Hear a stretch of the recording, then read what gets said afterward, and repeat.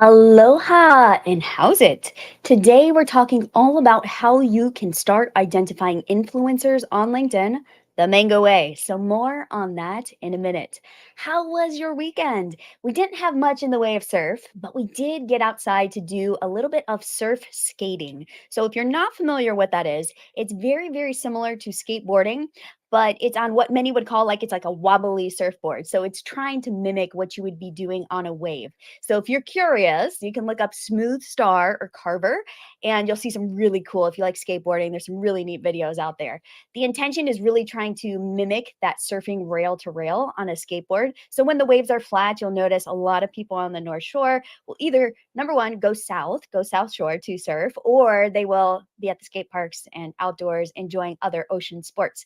So we're also getting ready for some summertime adventures when the kids are out of school and they just have a couple weeks left. So we get out of school pretty early here and we're going to be heading to the South Shore. So it's about 40 minutes from where we live now to surf there multiple times per week. And we even got a power source, kind of nerdy, called a Jackery. So I can actually live stream or do some Zoom calls from the beach. So stay tuned because I may test out doing a Mondays with Mindy episode live from the beach. It could be a lot of fun. We'll see. We'll see. And if you haven't checked out my podcast, the Mango Effect podcast, you'll get to hear me talk about an interesting topic this week, what it's like to live with long COVID. If you have ever had trouble with energy management, running a business, trying to work around supporting somebody who has a long term or short term mental illness, health problems, those types of things, health challenges, I get into a lot of details and share a lot of my own story. So you may enjoy that episode. Plus, there are also some good takeaways just about the silver lining. There's always a silver lining no matter what challenges we face in our lives. And there are also another dozen or more than a dozen episodes up there for you to listen to if you like to binge listen and want to hear about all things lifestyle design, entrepreneurship, living in Hawaii, what it's like to have dreadlocks, and more. All right, and now it is time for Mondays with Mindy. This is a weekly show on Monday afternoons, if you're based in the US, where I talk about all things LinkedIn pipeline, promo, and profiles, what I like to call the three P's of LinkedIn. So, do you have questions about LinkedIn that you want me to answer? Be sure to like this post or comment below, whether you're live or watching from the replay. I really like questions. That's where most of these topics come from, is a question I've been asked and I like to go deeper into those within Mondays with Mindy's. So please put your comments below and let me know what you're interested in hearing about, or you can shoot me a DM as well. Let's get to today's topic. How do you go about identifying influencers the mango way on LinkedIn? Last week, we talked about our social selling scores and how LinkedIn gives us a scorecard of how well we're engaging with our networks and our audience. That actually leads us really well to today's topic, where we are going to talk about how to get ready to identify influencers. So you're like, Mindy, influencers, LinkedIn? Like, I thought that was like an Instagram thing or a TikTok thing. LinkedIn is very different from a number of other social channels. I would almost argue that it's not a traditional social channel because it can be used much more strategically and it is intended to be used in that way. LinkedIn is a really great place for us to connect as professionals. And when we think of social media, so many times we think of trying to grow as big a following as we possibly can. We assume that if we have more people at the top of the funnel, by default, we'll have more people come out the bottom. And yes, this is true to an extent. Not everybody at the top of the funnel is going to make it to the bottom, no matter how good your messaging is. But on LinkedIn, especially, the account with the followers, most followers, does not always win on LinkedIn. We assume that the accounts with a ton of followers are the ones we should be engaging with, are the ones that we feel like are influential. And it is something that I come across a lot on LinkedIn. I have people that come to me and say, "Hey, Mindy, I want to grow my followers to X number. I want to go to more than 10,000, or I'm trying to get a book deal. So I need to have at least 10,000 followers or ideally 20,000. How do I get there?" And the question for me is why? Why do you want to get there? And does having that number of followers actually get you what you want? If you're trying to get a book deal, maybe it does. Maybe that is a stipulation that the publisher wants to have and that your agent wants you to have. But for many of us that are just in business and that are focused on growing our businesses and we'd rather have a more strategic network, does having 10,000 followers mean you are an influencer? You can probably guess that no, it does not. What we often don't consider is how to grow our audience of followers. And like, how did we get to that number? When we see somebody that has 10,000 plus 20,000, almost 100,000 followers, how did they get all of those followers? Anyone can get to 10,000 plus with enough time and enough spamming or low quality outreach. I'm just going to say it straight up. So, a 10,000 followers is not that big a deal. Anybody can hire or use a tool, do something to get to that 10,000 followers number. So do not assume that just because someone has a ton of followers that they are actually influential. So what makes a good influencer is the depth of relationship that they have with their followers and if they are actually able to shift the perspectives of their audience. So when I think of an influencer, I think real influence is measured by how much of an impact that person has on the people that are following them or that are in their circle. And if they are not shifting perspectives, if they are not thinking outside the box, if they are not able to exert that influence, then they are not really an influencer. Number of followers does not equal influencer. Number of likes does not equal influencer either. So when I look for influencers, I tend to go for the micro influencers because they have both the time and the consideration to go deep with their networks. Once an influencer I have found gets too big, most of them literally do not have the same ability to influence past a certain level. So they do have to be more broad. They may be less reachable. They may not be as touchable. You cannot really collaborate with them in the same way. So there are some influencers who can change perspectives at scale, but most of them still need to do some type of one to one engagement in order to not lose touch with their audience. So if I'm trying to reach a big influencer, I tend to look to see if they ever do one on one sessions or episodes or podcasts or live streams with their target audience. Those who do make an effort to still connect with their audience in this way are kind of more touchable or reachable. And that makes for a great collaboration and somebody who genuinely cares about their audience because they prioritize those engagements. I'm going to give you an example here, a real life example, so you can actually go look at his profile. James Wedmore. So if you Google him, I'm sure you will see all the things about James Wedmore, business by design, but he is excellent at this. Yes, he is a big name in the industry. A lot of us look up to him. He's one of my mentors.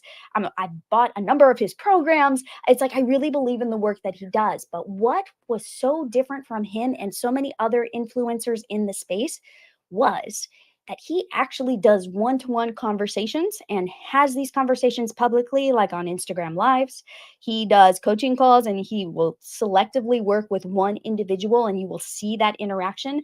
And he cares at that one-to-one level about his audience. So it's not just him shouting from the rooftops, oh, yeah, I can help you build your business. It is like, oh, wow, I actually see him one on one in the trenches working with his clients. Even though he's doing group coaching and all these other big programs, he still makes an effort to have that one to one connection. That's what sets him apart. And I feel like influencers that are that dedicated to keeping in touch with their audience are the most powerful. And they also exert a lot of influence. When we see that, even if we are just a viewer and we are watching, when I watch James coach somebody on an Instagram live, I'm like, wow, he doesn't know anything about that person's business. And he just kind of comes up with stuff on the spot. That is incredible. And to me, that shifts my perspective and it makes me want to trust him more. And I feel like influencers too often add a bunch of red tape layers to getting in contact with them when they reach a certain level. And that's not who we're looking for when it comes to LinkedIn. Most of us that are watching this are entrepreneurs, we're experts, we want to collaborate with other influencers, we want to tap into each other's audiences. And when we are doing that, we need to look for people that are a little bit more like us, not the untouchables. We're looking for people that are in our same realm, that are serving a similar audience or our same audience in a different way. So, the same way that I approach prospecting on LinkedIn to find the perfect fit clients is the same way that I approach identifying influencers who are willing to collaborate on a podcast, give input on a book, do a joint live stream, co promote an event, come on to an online summit, review my author's books. So it really is very similar approach to finding ideal prospects. And so once you understand that, you say, oh, Okay, so the way I find prospects is very similar to the way I would find influencers on LinkedIn. Your time needs to be strategically spent with only the most ripe and ready influencers, not those who are unapproachable on the top most branches of the mango tree that are nearly impossible to get. Focus on those ones that are right there that you can just like pull off the tree. And if you cannot see the tree, it is like bursting with mangoes right now. And pretty soon we are going to start picking them. And am I going to start at the top? No, I'm not. I'm probably not even going to think about the top of the tree. I'm going to go for the stuff that's kind of in the middle, the stuff that I can easily grab because that's a lot better use of my energy and I'll get more bang for my buck. So let's talk about what this actually looks like on LinkedIn when you're picking the right or ripe influencers from your network or your mango tree. So, aloha, for those who don't know me, my name is Mindy Rosser. I'm the founder of Mindy Rosser Marketing, and I have a group program called the LinkedIn Accelerator for those who want to go from 0 to 60 on LinkedIn with their profile and their network. We've just wrapped up the spring cohort and we're actually already filling spots for the July cohort if you want to get on the wait list. So I will put the link to that below and you can check it out at the end of this live stream. I help superstars who feel they are the best kept secret in their industry to become the go to visible expert in their niche so they can get that next opportunity, grow their business, and scale their impact on LinkedIn.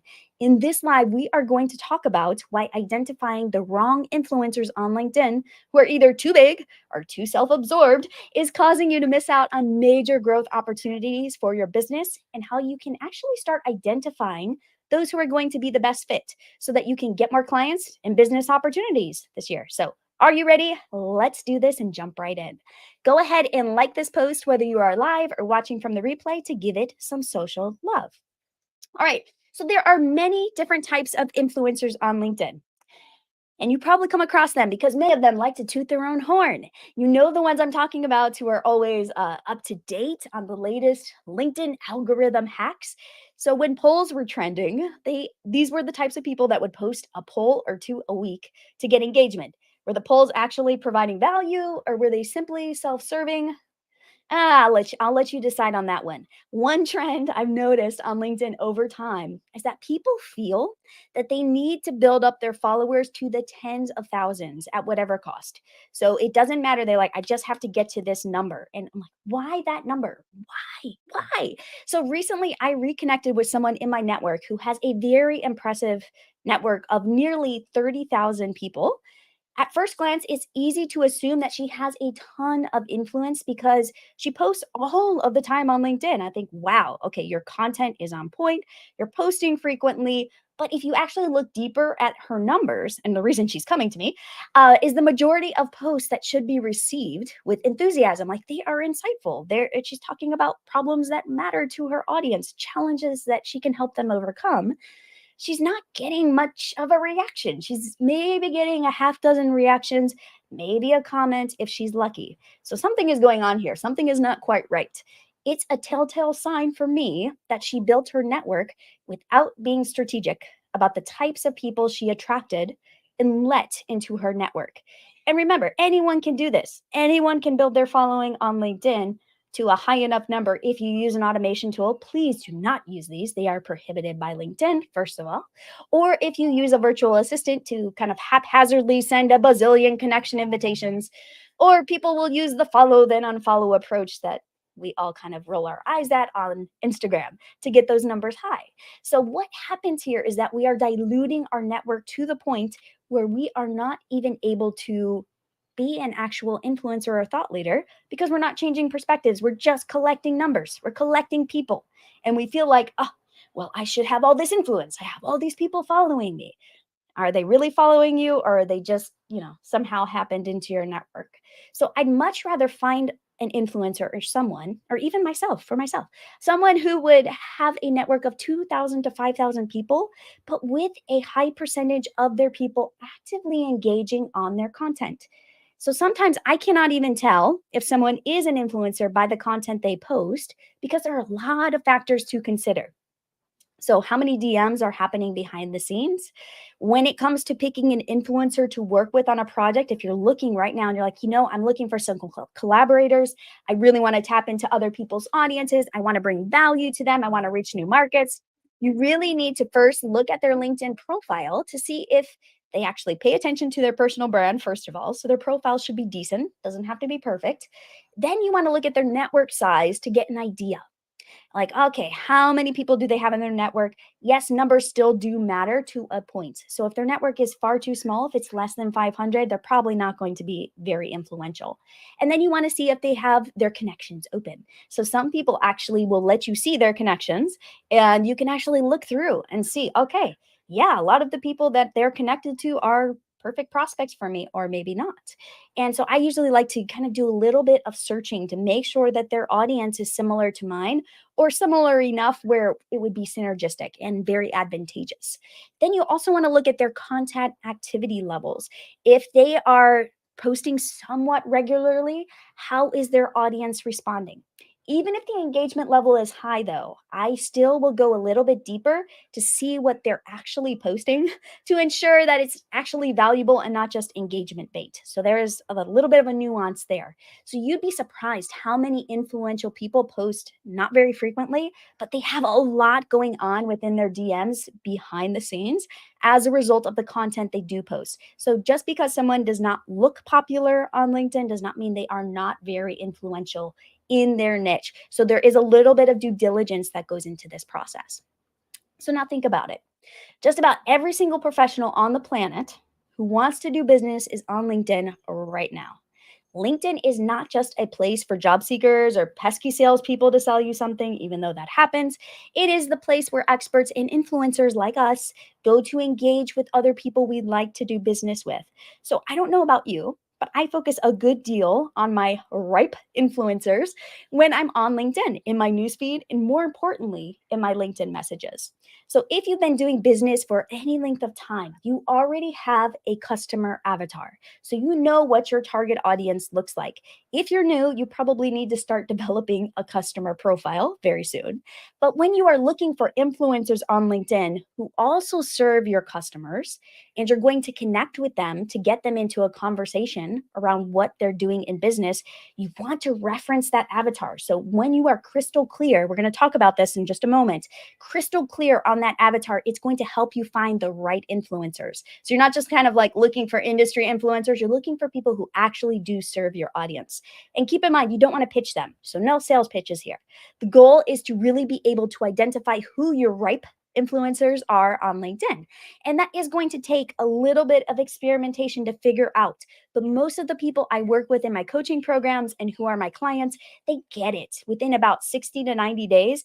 It's like, okay, I know crystal clear who my influencers are and the right people.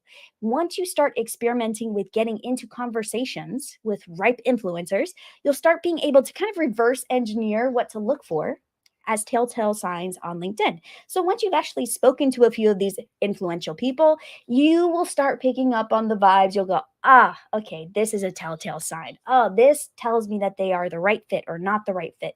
But it does take a few conversations to really understand what you are looking for and what is going to be beneficial for the both of you. So for example, I have a client who is looking for influencers in the cannabis space. So they are currently, as you know, the cannabis space is currently undergoing a massive transition as an industry going through becoming legalized in the US. So therefore, just about every cannabis leader or medium to large size organization is in need of what this leadership consultant, my client, who specializes in working with cannabis leaders and transition, can help them with. Does he reach out to leaders of the small companies? No. We actually tried them as an audience and they just were not experiencing the problems that the medium and large organizations were facing. They didn't have the budget. Frankly, they didn't have the interest in working with a leadership consultant. So we actually took them out of the pool and narrowed our focus to those who seem to be more influential. So, using LinkedIn as a starting point, we can then triangulate with other channels if necessary when we didn't get enough information from LinkedIn. But LinkedIn is a great place to start. So, this has resulted in fewer conversations for him, for the client, but a higher conversion rate because they are a much better fit. They're influential. They actually have some clout in the space. So, do you see how this starts to work? It's like you kind of view your influencers as almost like another prospect. You kind of approach them in a similar way. You think about how you're identifying them, making sure they fit a specific set of criteria. Not that you just get excited, like, oh, wow, so and so reached out to me and they have a network of 15,000 and we're going to do a live together. Well, first, make sure that you do your homework. Make sure that they're in alignment with your way of doing business and that it actually is a good synergistic experience. All right. So, if you want to identify your influencers the mango way, we're going to talk about three things. You need to reverse engineer your ideal macro and micro influencers on LinkedIn. Like, how do we find them? What should we be thinking about? There is a bit of an art form to this. So, just keep that in mind because you need to know a bit about the information you can find on people's profiles on LinkedIn and then kind of map this back to what makes an ideal partner or influencer for you. In a nutshell, do they work with your audience or serve a segment of your audience? And do they have influence? Are they actually shifting perspectives? That's basically what you're looking for. So let's talk about how to get this process started, whether you're a seasoned expert who's worked with dozens of influencers, or you're just getting started with a new target market and you want to know how to get it done using influencers on LinkedIn. All right, so number one, you want to identify your LinkedIn prospect avatar. So, my prospects who come from LinkedIn are very different than those who come via Facebook or Instagram ads. I treat them differently because they are more relationship based than someone who saw me being clever or dancing or holding up a sign on an ad and then decided to download my free resource. So on LinkedIn, it's important that you understand what your customer avatar looks like. You can go about this in a couple of ways. For example, if you have an account based strategy, you might be starting with the types of companies you want to work with and then look for the right people inside those companies you need to reach out to. If you are looking for certain job titles like small business owners or people on LinkedIn who match your customer profile, you want to search for them a bit differently. So I teach exactly how to do that a lot in a lot more depth inside my coaching programs, but just know that there's a way to find anyone you're looking for using LinkedIn. I've gotten pretty creative and I've learned how to combine clever keywords and Boolean phrases to find just about anyone. But once you understand who your ideal LinkedIn prospect is, you're going to look for influencers who have these types of people inside their audience. That's why you need to know what your customer avatar is. You don't want to start with your influencer avatar. You're starting with your customer avatar. So it's not so easy to start, but once you uncover a few influencers in the space who actually serve your market, they are going to lead you to the rest. So it may feel a little clunky at the beginning, but once you get going, it's like, oh, this person kind of leads to this person, to this person. You know, it kind of has that snowball effect.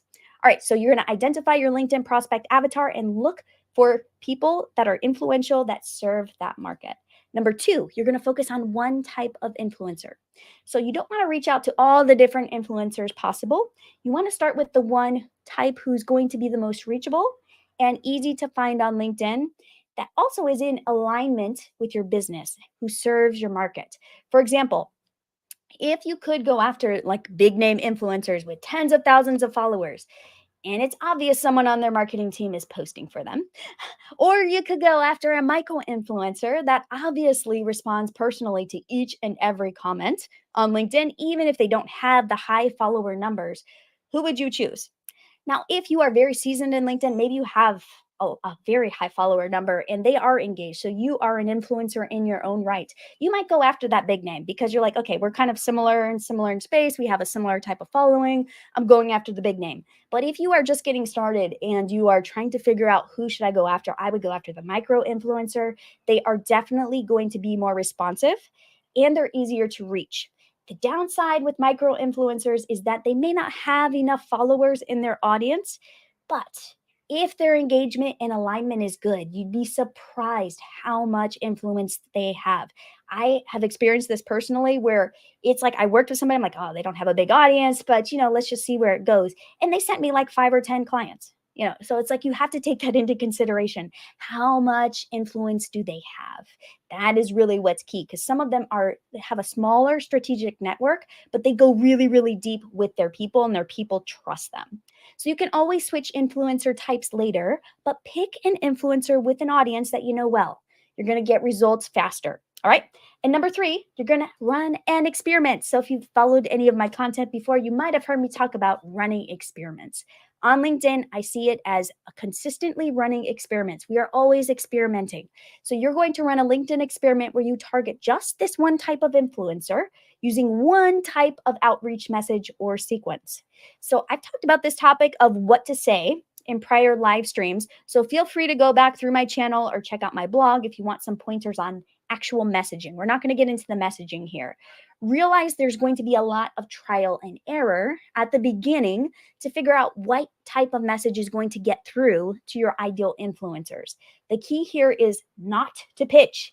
No pitches, no pitches, no selly sell in your initial outreach. You need to just talk shop and start building a relationship with them before you go any further.